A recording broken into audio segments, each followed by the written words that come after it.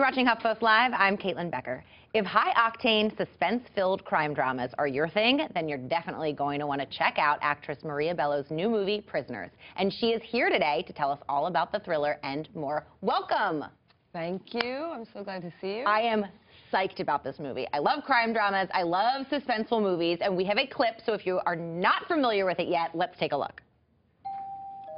Happy Thanksgiving. Happy Thanksgiving. Can I take Joy to our house? Wear a hat, please. You're just getting over a cold.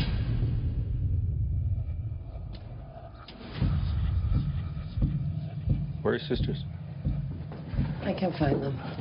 Anna? Joy? I checked the entire house. They're not here. They weren't outside. It's starting to rain, I think. Dad, there was this RV, and they were playing on it. We thought there was someone inside. You wait here. I couldn't find them! It gets me every time.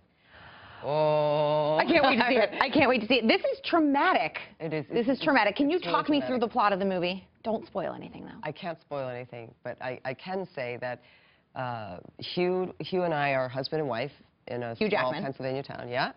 And Terrence Howard and Viola Davis, husband and wife. Thanksgiving Day, we all get together, having fun, and our two 7-year-old girls disappear. And the movie is about how far would you go to get your child back. And you see it through the eyes of our 4 different characters and the detective that Jake Gyllenhaal plays.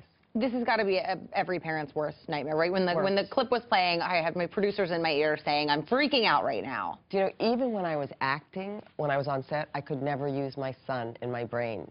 Sometimes we do that as an actor. If you have to cry about something, if you're pretending you have a child, sometimes you use your kid. I could not do it, because I would be on my knees not being able to work, actually. So where did you pull from for this? Hugh did so much research, which was amazing. He had someone do this research of interviews and different websites to go to, and I found this woman online. She was being interviewed the day after her son went missing, and she could barely stand up. Her knees kept buckling, and you could tell she was sort of dazed and drugged, and I thought, that's it. It's the mother lioness's grief where it takes you down, and she can't get up, and that's what my character does. That's why I made the choices about not changing clothes for the week, just hoping that this day never happened, you know, taking the drugs, and it almost kills her. I've watched a few clips because A, I'm really excited, and B, I love these kind of movies, but something I noticed about your character in every scene I saw your character in after the abduction, there was almost a dead quality. Yeah. There was just this sort of lifelessness to the character that was so poignant because you can feel that's how a mom would react. That's right.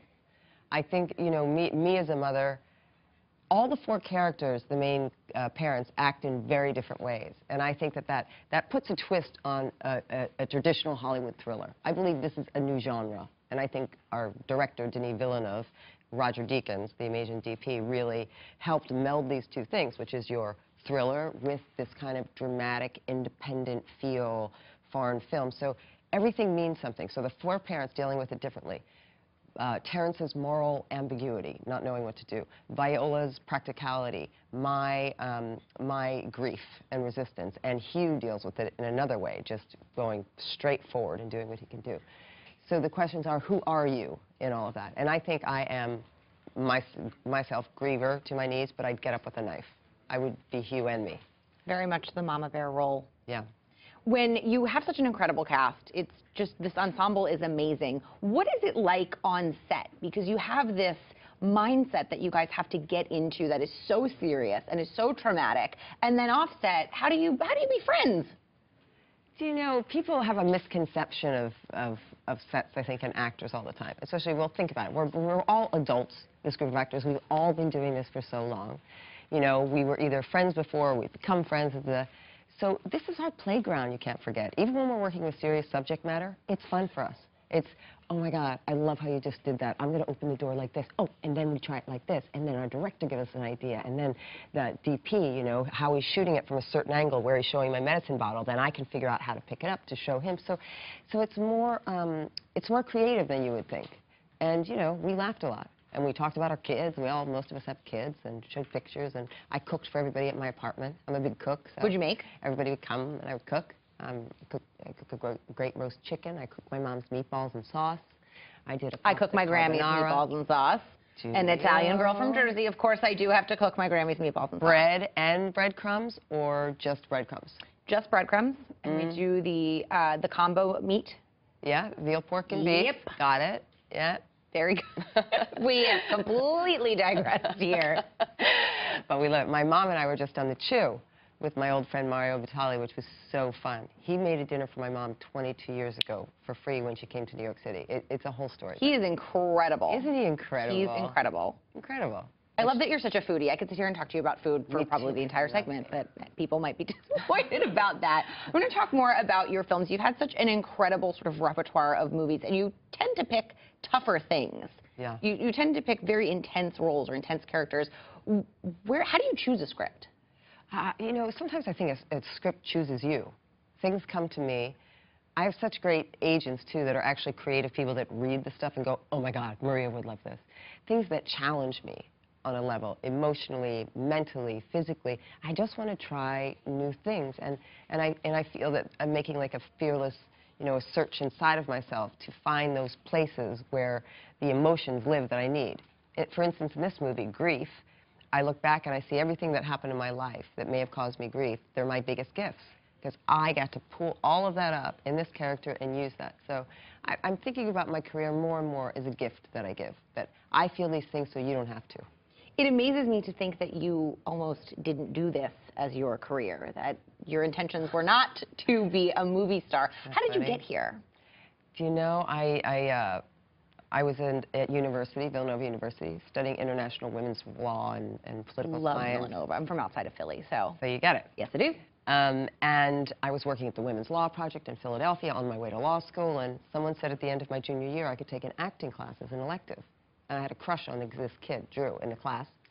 So I was like, all right, I'll take that class. I thought you had to sing and dance to become an actor. My dad's a construction worker, a disabled construction worker. My mom was a nurse. So we just didn't know anyone could do that. So I took the class, and I knew from the first minute, and so did my teacher, that that's what I was supposed to do. It was like a calling. And I went to my best friend, who was a Catholic priest who my son's named after, Father Ray Jackson, and I was crying, and I said, I don't know what to do. I feel like I was supposed to be of service to the world, and I want to do all this good stuff for the world, and acting seems like such a selfish profession. And he said the greatest thing, which was, you serve best by doing the thing you love most. And I went, okay. So there I went with 2 trash bags filled with clothes and $300 in my pocket to 69th in Columbus, lived on someone's living room floor, and my career started. When I mean, it didn't start. It took a long time. How long did it take for you to? Well, I didn't actually work and go to Los Angeles and start getting gigs till I was like 28, maybe. The whole time here, that's how I met Mario. I was a bartender in a bar that he came into. You know, so I was beating the streets. I was taking classes here and doing off-Broadway theater. But now I feel so lucky that I get to act, and I also get to be a bigger voice for the women in the world who I work with. I have my own NGO for women in Haiti. I work with many women's groups all over Africa. So Talk to me more about your humanitarian work, because you are so known for this, particularly for women, particularly for women in Haiti. And it's so fascinating to me that you struggled with whether or not to go into this profession because you were afraid that you weren't going to be able to do enough, to be able to be of service. And you've done so much. I've done so much, and yet, I'll tell you what, girl, every day it feels like not enough. Really, you have those not enough feelings, whatever you do, that there's so much that needs to be done. And I find that if I think about it too much, I can wear myself out. I have to remember little bits. What I can do, I can be a bigger voice for women's littler voices, women who can't speak for themselves, but that know, like right now, we know that if you have a woman in your business, you'll make more money. If you have a women CEO or on your board, your company will make more money. Statistically, it just will. So these sorts of things that I get to say because I'm an actor and people ask me about them and ask me about my movies, and I get to stick those things in there, or what's happening with the women in Haiti, that's pretty good. We are very female-friendly here at the Huffington Post. I So feel that. Ariana Huffington at the helm of that. So it's so wonderful to be able to see that. I love her so much, by the way. I've met her before, and I think she's just lovely and strong and dynamic woman, and really admire her and her work She's all with about women. balance, too. She is all about balance. That is all we talk about here at the Huffington Post. We've got nap rooms upstairs. Right now, actually, they're doing meditation. the 3 p.m. meditation with, I think, a Buddhist guru, I believe is today. You know, do you find the time in your life to take care of yourself, to sleep, to exercise? Do you know, I actually got very ill this summer for the first time in my life. I was in the hospital. It was months of stuff. I thought I was going to die, and that had never happened to me before. And it changed my life. I was going. I was like half-time in Haiti, and I would run to Africa, and I have a 12-year-old son, and I would be doing all these jobs and, you know, smoking and drinking and just running myself ragged. And then I think my body just shut down. It just went, enough, enough. So it was this parasite, basically, that was eating me from the inside out. And being in my bed for those months, it just changed my life on every level, where I went, oh, I walk slower now. I want to walk slower. I want to pay attention. I want to start meditating again. I want to pick up my rosary beads. I want to do yoga. I want to make this body strong and care for it and understand my own vulnerability. So it's been life-changing for me. Really. And so often people in the kind of industry that you are in, or in, you know, news, something like this, it is so very much go, go, go, go, go. Yeah. How important is it to take that step back before you find yourself in a situation like you did, where you are off your feet and sick?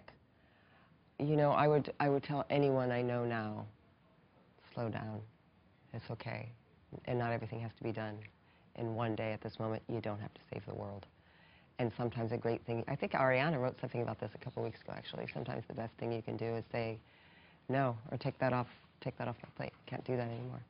What do you think about or say to the upcoming young female actresses who just don't seem to get it? You have your Lindsay Lohans, you have your Amanda Byneses, who just are consistently a little bit of a mess.